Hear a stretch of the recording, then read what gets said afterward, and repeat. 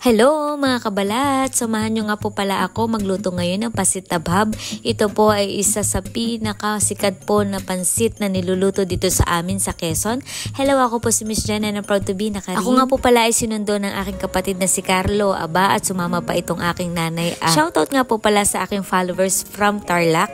Siya daw po ay nagtitinda ng mais dito sa atin. Napahiya na nga din po ako kaya napabili na rin ako. Charing. Joke lang po. Talaga pong bibili po talaga ako at bala ko magluto ng nilaga. Dito nga po pala sa amin merong Alfamart na. So bumili lang po ako ng mga karneng kakailanganin ko panglahok sa aking lulutuing pansit tabhab. At gabi na nga po pala kami dumating at ganito po kaingay at kagulo sa bahay pag ako'y dumadating at alam na kahit papano may pasalubong. Ang tatay ko nga po pala ay may katungkulan sa barangay tapos po ay minsan ay nagpipreach na rin po siya sa church. Ay kapag po siya ay nakikipag-meeting ay lagi nakatsinelas. Kaya maayos naman po yung tsinelas niya kaya lang po ay mas okay pa rin na nakasapatos at mas disente pong tingnan. Ganon din naman dahil natuwa itong mga kapatid ko na nasa bayan dito sa aming bunso na si Jacob dahil nagba-vlog na daw ay pinasalubungan na paborito niyang prutas ang mangga. Salamat Ate Joanne. So hindi ko na nga din po pala na-videohan ang pagluluto at medyo pagod po sa biyahe at saka po sa trabaho. Ang ulam po pala namin ngayon ay nilagang pata. Bumuelo na din nga po pala ako ng tulog dahil kinaumagahan po pala ay maaga kong nagpagising dito sa aking nanay para makabuelo po sa pagluluto ng pansit tabhab. Abay medyo kinakabahan po ako kasi the usual na niluluto ko ay pansit. Tinuruan nga lang po pala ako ng aking kapatid kong si Mama Jong. Abay ang sangkap daw po pala nito ay pork, ang gulay ay sayote, tapos ay meron din pong kikiam at ang pinakang topping spoon nito ay itong sibuyas na puti. Tapos ay ang katulog ko nga po pala maganda ng mga ingredients sa itong kapatid kong bunso. Inalalayan ko na nga lang din po pala at baka mahiwa. So si Joshua naman po ang nagpresenta magtimpla ng suka na ilalagay sa pansit tabhab.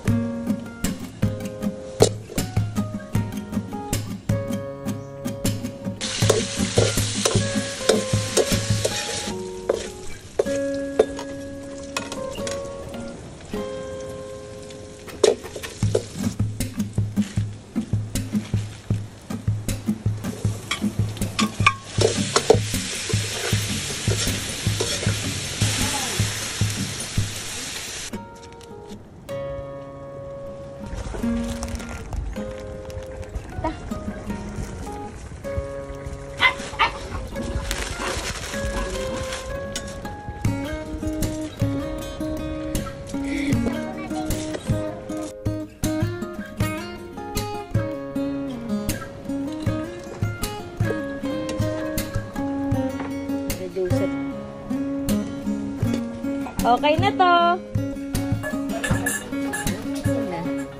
Okay na yan. Mas maganda yung kay tatay.